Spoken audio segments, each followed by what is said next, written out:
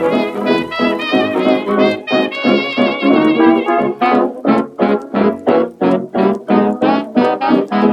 folks, Eric here from DirtyOldSneakers.com, and today I want to talk to you about 5 things to look forward to for running the popular Brooklyn Half in a couple of weeks.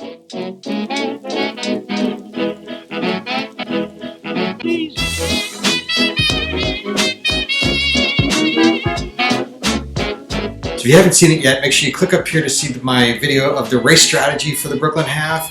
Gives you course description, what to expect, when and where, and really prepares you for the race. Today I want to talk about 5 things that you can look forward to for running the Brooklyn Half. Number 1, this is the largest half in the country with something like 25,370 some odd people finishing last year. It gets crowded at the start. Now I know I talk about this in my course strategy, but know that you need to get there early. The last thing that you want to do is get stuck in gear check and not make it to your corral on time. You don't want to be put back into a further back wave. You don't want to be put back to the end of one of the waves. You want to be where you're supposed to be for the start of the race. Number 2 is that this is one of the flattest, fastest courses in the New York Road Runners portfolio. Once you get past mile, I think it's about 5.5, it's either downhill or flat for the rest of the race. Now don't get me wrong, there are going to be a couple of bumps here and there, but nothing's going to be near significant. And this is a race that if you're trained well, you can smash a PR in. Number 3, bib pickup. Now it's along the Brooklyn Promenade, and it's one of the most beautiful places in the city. You get sweeping views of the Manhattan skyline, you get iconic views of the underneath and the side of the Brooklyn Bridge, and if you have the spare time, I highly suggest that you either take a city bike or your own bike and you ride across the Brooklyn Bridge to go pick up your bib. It's a lot more convenient than taking the subway.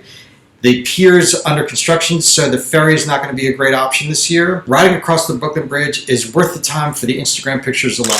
Number 4, it ends on the Coney Island Boardwalk. Now, there's a couple of reasons that I like this. Number 1 is that as you're running across the boardwalk, there's going to be a little bit of bounce in the slats. So make sure you're keeping your footing solid here, but it's going to sort of propel you forward, and it's a really nice way to get a little extra energy to cross the finish line. Speaking of the finish line, once you go collect your gear, you change your clothes, you take a quick right out of the athlete area, and right there is the iconic Cyclone.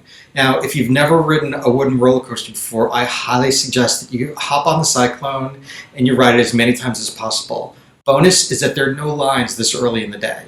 And the number 1 thing to look forward to for the Brooklyn Half, on your way from either the Cyclone, the after party, or just the Athlete Village, you're going to pass right by the original Nathan's Hot Dogs. Now, I know that this isn't the original stand, that it burned down years ago, but this is the place where the original stand was. And here's a tip for you. 2 dogs, spicy mustard, kraut, and onions. Trust me, you'll thank me later, and you know what? You just ran 13.1. You've earned it. Help yourself to a couple of dogs. If you like this video, smash that like button below, get it up the YouTube algorithm a little bit more. If you like gear reviews, race reviews, or anything endurance sports related, I'm your guy. Please make sure you subscribe to my channel and hit the bell next to it so you get notified when I put new videos up just about every week or so.